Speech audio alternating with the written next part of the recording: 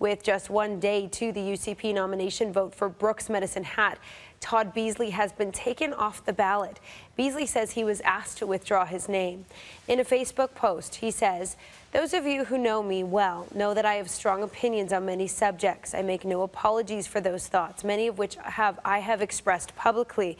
There is a perception in some quarters that certain published opinions could be construed as intolerant and offensive to some. Again, I make no apologies."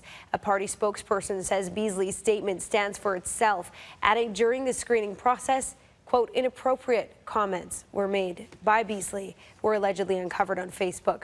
The UCP would not specify what those comments were, only that Jason Kenney has repeatedly stated hateful views will not be permitted by the party. This is where we bring in Danielle Smith from Global News Radio 770 CHQR. We're going to continue this conversation, Danielle, like you are going to do on your radio show today. Was this the right move? It was the right move in both cases. I mean, I think that there's been a lot of smoke around Prob Gill and the fact that they brought in a judge to find out what went wrong at that nomination and came up to the conclusion that there were improprieties. I think that really says it all. I don't know the nature of what it is that they discovered.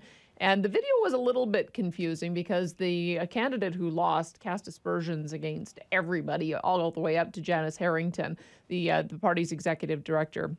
And I think that that was probably taking it a step too far, and it undermined some of his claims. But, you know, if you've got allied staff members and supporters who are in key positions of counting ballots, it just doesn't look good. And so I think they made the right decision there.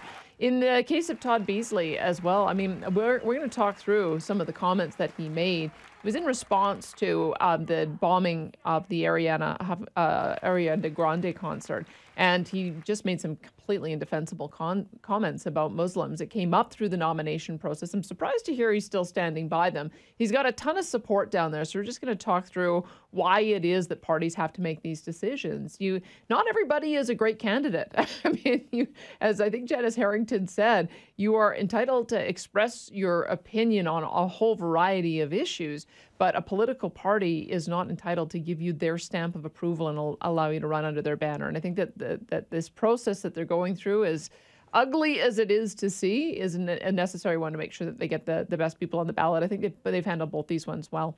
And from now, though, Danielle, do you think Jason Kenney and the UCP party have to do more damage control of any sort? I think that this is, I mean, I know that you would rather see that they would catch everything early. They wouldn't even allow somebody to stand. But I think we have to be a bit realistic about what parties are able to accomplish. They don't have much money these days because they don't have union or corporate donations. They've got strict limitations on how much money they raise. Most of the money they raise has to go into raising money. So they don't have very few staff.